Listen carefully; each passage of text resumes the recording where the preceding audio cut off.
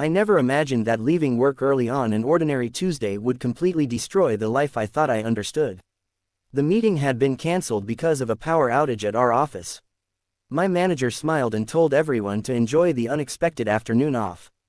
I decided to surprise my husband, Daniel, with his favorite cheesecake from the bakery near our house. At least, that was my plan. By the time I pulled into the driveway, something felt strange. A silver SUV I had never seen before was parked in front of my garage. I frowned. Daniel had told me he would be out of town until the following morning for a business conference. Maybe one of the neighbors had guests. I grabbed the cake, unlocked the front door, and stepped inside. The house was unusually quiet. "Daniel," I called. No answer. I walked toward the kitchen, setting the cake on the counter. Then I heard it, a metallic clicking sound. It came from upstairs, my bedroom. I slowly climbed the stairs, every step making my heartbeat louder. The bedroom door was slightly open. I pushed it wider. For a second, I couldn't process what I was seeing. A woman I'd never met was kneeling in front of my personal wall safe. The safe door was open. My jewelry boxes were scattered across the floor. Family documents, cash, and old photographs were piled beside her. She turned around, startled. Instead of looking embarrassed, she smiled. "Oh," she said casually. "You must be Olivia." I stared at her. "Who are you?" She stood up, brushed imaginary dust off her expensive white dress, and folded her arms. "I'm Daniel's wife." The room became completely silent. I laughed, not because it was funny. Because my brain refused to accept those words.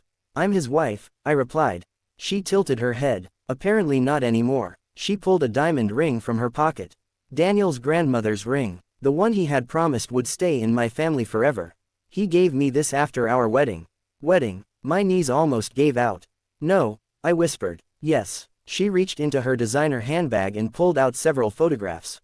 There was Daniel, standing beside her, both wearing wedding clothes, kissing, cutting a wedding cake, signing papers. The photos looked real, far too real. I shook my head. "This is fake." She shrugged. "Believe whatever helps you sleep." Before I could answer, footsteps echoed downstairs. Daniel. He walked into the bedroom carrying shopping bags. The smile disappeared from his face the instant he saw me. "Olivia." Neither of us spoke. Finally he sighed. "I was going to tell you." "When?" He couldn't answer. The woman rolled her eyes. "I told you she would find out eventually." I looked from one face to the other. "What is happening?" Daniel rubbed his forehead. "I fell in love." The sentence felt like a knife. "We've been separated emotionally for years. We had dinner together yesterday." "I know. We celebrated our anniversary 3 months ago." "I know. You kissed me goodbye this morning." "I know." Every answer made it worse. I pointed toward the open safe. "Why is she stealing my things?" The woman laughed. "They aren't yours. They're absolutely mine." Daniel cleared his throat. "The house is in my name. My inheritance isn't." Silence. I watched both their expressions change. Just for a moment. Fear. Tiny. But unmistakable. That was when I realized. They hadn't been searching for jewelry. They had been searching for something specific. "What exactly were you looking for?" I asked quietly. The woman answered too quickly. "Nothing." I smiled for the first time. "You found something, didn't you?" Daniel stepped between us. "Olivia, let's calm down." "No." I walked to the safe. Most of the folders had been opened. Every envelope had been ripped apart. Every document had been examined, except one, a plain brown envelope hidden beneath a stack of old tax records. I picked it up, still sealed. The woman lunged toward me. "Give me that." I stepped backward. "Interesting." Daniel's face turned pale. "Olivia, what is inside this envelope?" "No idea. You just said you didn't know it existed." He remained silent. That silence answered everything. Without another word, I tucked the envelope into my purse. The woman suddenly dropped the polite act. "You have no right. It's my safe. It's Daniel's house. My safe. My husband." I looked directly into her eyes. "Our husband." She had no response. Instead she shouted, "Daniel." He stepped closer. "Olivia, please leave the envelope." "No, you don't understand." "I understand enough." I pulled out my phone. Daniel immediately tried to stop me. I stepped back. "Don't. I'm calling the police." "For what?" "Breaking into my safe." The woman laughed. "I have keys to this house." "Not to my safe." Daniel lowered his voice. "We can settle this privately." I stared at him. The man I had trusted for 14 years suddenly looked like a complete stranger. No, I answered. We're done settling things privately. I dialed 911. The woman's confidence vanished instantly. She whispered something to Daniel. He nodded. Then something unbelievable happened. Daniel reached into the safe, grabbed several jewelry boxes, and shoved them into her purse. My grandmother's necklace, my mother's earrings, a bracelet worth nearly $50,000. I couldn't believe what I was seeing. They're trying to run, I shouted into the phone. The operator told me officers were already on the way. Daniel grabbed the woman's hand. Let's go. They hurried downstairs. I followed. They reached the front door just as two police cars pulled into the driveway. Daniel froze. The woman didn't. She ran. One officer intercepted her before she reached the sidewalk. Another stopped Daniel. Within minutes both were standing in the living room answering questions. The officers asked who owned the jewelry. I produced photographs, insurance records, and receipts from my phone. Everything matched. The woman insisted Daniel had given everything to her. One officer looked inside her purse. Every jewelry box still had my initials engraved inside. That didn't help her story. Then an officer asked the simplest question of the afternoon. Why were you opening someone else's safe? Neither of them answered. The room became painfully quiet. The officer looked at me. Ma'am, would you like to file an official theft report? I looked at Daniel. He wouldn't even meet my eyes. 14 years. Gone. One signature could send everything into motion. I took a deep breath. Yes. As the officer began writing the report, my phone buzzed. Unknown number. Normally I would have ignored it. Something told me not to. I answered. A calm elderly voice spoke. Is this Olivia Parker? Yes. My name is Richard Bennett. I was your late father's attorney. My heart skipped. I've been trying to reach you for 3 weeks. What is this about? It concerns an inheritance. I frowned. My father passed away 20 years ago. Yes, but certain instructions required me to wait until today. I stared at the brown envelope inside my purse. The lawyer continued, and if anyone else has suddenly become interested in your personal safe. He paused. Then you should know that what's inside that envelope is worth far more than money. Olivia's grip tightened around the brown envelope as Richard Bennett's words echoed in her ears. Quote. What's inside that envelope is worth far more than money. She glanced across the living room. Daniel sat on the sofa while a police officer questioned him. His new wife looked terrified, no longer wearing the confident smile she had greeted Olivia with only minutes earlier.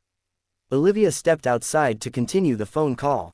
What do you mean? She asked. Richard lowered his voice. Your father left behind more than the savings you inherited after his death. Before he passed away, he transferred ownership of a private investment company into a family trust. Only one beneficiary could claim it, and only on today's date. Olivia's heart pounded. I've never heard of this. That was intentional, Richard replied. Your father wanted the information kept secret until your 15th wedding anniversary. She looked toward the house. Today was exactly 15 years since she and Daniel had married. Richard continued. The instructions also warned me that someone might try to obtain the original trust documents before I contacted you. Olivia slowly opened her purse and looked at the unopened brown envelope. They were looking for this. Exactly. Richard paused. Do not hand that envelope to anyone, not even your husband. My husband isn't my husband anymore. There was silence on the other end. I'm sorry, Richard finally said. It seems your father predicted more than we realized. Olivia thanked him and ended the call. When she walked back inside, Daniel immediately stood up. What did the lawyer say? She stopped. I never said it was a lawyer. Daniel's face lost its color. The police officer noticed. You already knew about this call? He asked Daniel. No, I just guessed. Olivia smiled faintly. No, you didn't. For the first time that afternoon, Daniel had no answer. The officer quietly wrote another note in his notebook. Olivia realized something important. Daniel hadn't married another woman because he had fallen in love. He had been hunting something. And whatever was inside the envelope was the real reason. The officers eventually left after taking statements, but not before confiscating the jewelry found in the woman's purse as evidence. Daniel and his new wife, whose real name was Vanessa, were warned not to leave town while the investigation continued. Olivia locked every door behind them. For the first time in years, the house felt unfamiliar. She picked up the brown envelope and drove straight to Richard Bennett's office. The elderly attorney was waiting with several thick folders already spread across a conference table. You look exactly like your father, he said softly. Olivia sat down without smiling. I need the truth. Richard nodded. He carefully opened the sealed envelope. Inside were original trust papers, stock certificates, a handwritten letter from Olivia's father, and a small silver key. Richard adjusted his glasses. Your father built a private investment company decades ago. He secretly kept a controlling ownership stake in trust. Over the years, that stake grew dramatically. How much is it worth? Richard slid a financial report across the table. Olivia stared at the number. She blinked, then counted the digits again. Over $18 million. This can't be real. It is. Her hands trembled. Richard handed her the handwritten letter. My dearest Olivia, if you're reading this, you have reached the day I planned for. Wealth changes people. I needed to know anyone standing beside you truly loved you, not your inheritance. Trust slowly, forgive wisely, and never let greed choose your family. Tears filled Olivia's eyes. Suddenly, every strange event of the past year made sense. Daniel's unexplained business trips, the secret phone calls, his sudden interest in financial documents, the questions about her father's estate. He hadn't been chasing love. He had been chasing money. Richard spoke again. There's more. He opened another file. A private investigator I hired months ago uncovered evidence that Daniel had been secretly married to Vanessa before attempting to access your trust. Olivia looked up. They planned this. Yes. They believed your inheritance papers were stored in your home safe. Their entire plan depended on finding those documents before today. Olivia leaned back in stunned silence. They failed. Richard smiled for the first time. They failed because you came home early. Just then, Olivia's phone rang. It was the lead detective. Mrs. Parker, we've searched Daniel's office. What did you find? A laptop containing emails between Daniel and Vanessa. Olivia held her breath. The emails discuss your inheritance, in detail. The detective paused. And they include plans to forge your signature once they found the trust documents. Olivia slowly closed her eyes. The betrayal was even deeper than she had imagined. But now, the evidence was finally on her side. Olivia sat in silence as the detective's words echoed through the room. They planned to forge your signature. She slowly placed her phone on Richard Bennett's desk. So, they never loved me. Richard looked at her kindly. They loved what they believed you owned. A week later, the police completed their investigation. The emails recovered from Daniel's laptop painted the entire picture. For nearly 2 years, Daniel and Vanessa had secretly planned to obtain Olivia's inheritance. They discussed breaking into her safe, forging legal documents, transferring company shares, and disappearing before anyone discovered the fraud. Unfortunately for them, Olivia had come home early. That single unexpected decision destroyed their entire plan. Soon afterward, criminal charges were filed. News of the case spread quickly among family members. Relatives who had ignored Olivia for years suddenly began calling. Some apologized. Others asked for a fresh start. Olivia politely declined every invitation. She had finally learned that loyalty couldn't be bought. A month later, the divorce hearing arrived. Daniel entered the courtroom looking exhausted. Gone was the confident businessman Olivia had married. The judge reviewed the evidence. Secret marriage, attempted theft, forgery plans, financial fraud. Every piece pointed in the same direction. When Daniel's attorney requested a share of Olivia's newly inherited fortune, Richard calmly stood. The trust clearly states that the inheritance belongs solely to Olivia Parker and is protected from marital claims. The judge agreed. Daniel received nothing, not $1. After the hearing, Daniel quietly approached Olivia outside the courthouse. I'm sorry. She looked at him for a long moment. I believe you're sorry. Hope appeared in his eyes. She continued, you're sorry you got caught. His expression collapsed. Without another word, Olivia walked away. Months later, she sold the old house. It had too many painful memories. She purchased a peaceful home overlooking a lake and quietly began rebuilding her life. Instead of chasing luxury, she honored her father's wishes. She established scholarships for students who couldn't afford college. She donated to local charities. She helped families rebuilding after disasters. For the first time in years, her wealth brought peace instead of fear. One autumn afternoon, Richard visited her new home. He smiled as he watched children playing near the lake. Your father would be proud. Olivia looked toward the water and smiled. He gave me far more than an inheritance. What did he give you? She thought for a moment. The chance to discover who truly belonged in my life. As the sun set over the lake, Olivia realized something. Coming home early that ordinary Tuesday hadn't ruined her life. It had saved it. The courthouse was Packed on the morning Daniel and Vanessa's criminal trial began. Local reporters filled the gallery. Curious neighbors whispered as they watched the couple enter together, though they never looked at each other. The confidence they once shared had disappeared. Olivia sat beside Richard Bennett, calm but determined. The prosecutor stood before the jury. "This case is not about a failing marriage," she began. "It is about greed, deception, and a carefully planned attempt to steal property that never belonged to the defendants." The evidence started with security camera footage from Olivia's home. The video showed Vanessa opening drawers and searching through the bedroom while Daniel stood nearby. Minutes later, both were seen removing jewelry from the safe before police arrived. Then came the emails. One after another, they appeared on the courtroom screen. "Find the trust papers before the anniversary. If she signs without reading, everything transfers. If she refuses, we'll forge the signature." The courtroom fell silent. Daniel lowered his head. Vanessa stared at the floor. The prosecutor wasn't finished. A forensic computer expert testified that the emails had been sent from Daniel's personal laptop and phone. There was no doubt who wrote them. Then another witness took the stand. It was the jeweler who had cleaned Olivia's family jewelry years earlier. He identified every piece recovered from Vanessa's purse. "I engraved Olivia's initials inside each item," he testified. "Those pieces belonged to her family." Vanessa's attorney tried to argue that Daniel had given her the jewelry as gifts. The prosecutor immediately asked one question. If they were gifts, why were they still inside Olivia's locked safe until that afternoon? No one answered. Later that day, Daniel surprised everyone. He asked to testify. "I made terrible decisions," he admitted. "But this wasn't my idea." Gasps echoed across the courtroom. He pointed toward Vanessa. "She planned everything." Vanessa jumped to her feet. "That's a lie." The judge ordered her to sit down. Daniel continued. "She found out Olivia had an inheritance. She convinced me we deserved it." Vanessa laughed bitterly. "You begged me to help you. Don't pretend you're innocent." Within minutes, they were accusing each other of every detail of the scheme. The jury watched silently. Richard leaned toward Olivia and whispered, "They're destroying their own defense." Olivia nodded. For the first time since discovering the betrayal, she felt something unexpected. Not anger, relief. Because the truth no longer depended on her words. It was unfolding in front of everyone. At the end of the day, the judge dismissed the jury until the following morning.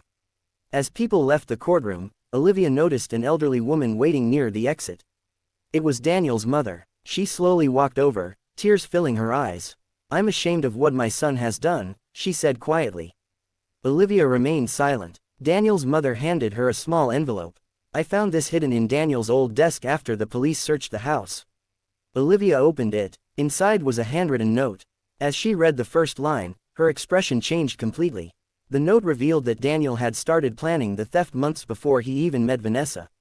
Vanessa hadn't created the plan. She had only joined it. Olivia folded the note carefully. Tomorrow, the jury would hear the final piece of the truth. The next morning, the courtroom was even more crowded. Word had spread that new evidence had surfaced overnight. Reporters filled every available seat, and the judge warned everyone to remain silent during the proceedings. The prosecutor stood. "Your Honor, the state would like to introduce newly discovered evidence." Daniel looked confused. Vanessa's expression turned pale. Daniel's mother was called to the witness stand. With trembling hands, she explained how she had been cleaning out her son's old home office after police released it. Hidden beneath a false drawer was a sealed envelope. "I couldn't keep it secret," she said. Olivia deserved the truth. The envelope was opened in court. Inside was Daniel's handwritten journal. The prosecutor read several entries aloud. "Olivia still has no idea what her father's trust could be worth." Another entry followed. "If I can get access to the documents before the anniversary, everything changes." The journal entry was dated 8 months before Daniel ever met Vanessa. The courtroom fell silent. Vanessa slowly turned toward Daniel, her face filled with disbelief. "You lied to me," she whispered. Daniel looked away. The prosecutor closed the journal. "The evidence is now clear. Mr. Parker began planning this theft long before his relationship with Ms. Carter." Vanessa's attorney immediately changed strategy. His client was no longer portrayed as the mastermind. Instead, he argued that Daniel had manipulated her into joining the scheme. The jury listened carefully, but the evidence showed that Vanessa had willingly participated in searching the safe, hiding the jewelry, and discussing forged signatures in emails. Neither defendant could escape responsibility. After a short recess, the The lead detective took the stand. He explained how investigators had recovered deleted files from Daniel's laptop. One file caught everyone's attention. It was a fake property transfer agreement with Olivia's forged signature already prepared. Only the date had been left blank. The prosecutor held up the document. This was ready to be filed the moment they found the trust papers. Olivia felt a chill run down her spine. If she hadn't come home early that afternoon, the fraud might have succeeded. Richard leaned toward her. "Your father protected you even after he was gone." She quietly nodded. By late afternoon, both sides delivered their closing arguments. The prosecutor spoke last. "This case is about choice. Both defendants chose greed over honesty, deception over loyalty, and theft over trust. The evidence leaves no reasonable doubt." The judge thanked the jury and sent them to deliberate. Hours passed. The courtroom grew quiet. Finally, the bailiff announced, "The jury has reached a verdict." Everyone stood. The foreperson handed the verdict to the judge. The judge looked down, then back up. "On the charge of conspiracy to commit fraud." He paused. "We find both defendants." Olivia held her breath. "Guilty." The courtroom erupted with whispers as Daniel closed his eyes and Vanessa began to cry. The courtroom fell silent after the verdict. Daniel stood motionless. Vanessa buried her face in her hands. The judge waited for the room to settle before speaking again. "On the charge of attempted theft." Guilty. "On the charge of conspiracy to commit fraud." Guilty. "On the charge of possession of stolen property." Guilty. Each verdict felt heavier than the last. Daniel's shoulders slumped. Vanessa quietly wiped away tears, realizing there was no way out. Sentencing. Several weeks later, both returned to court for sentencing. The judge addressed them firmly. "You were trusted by someone who loved you.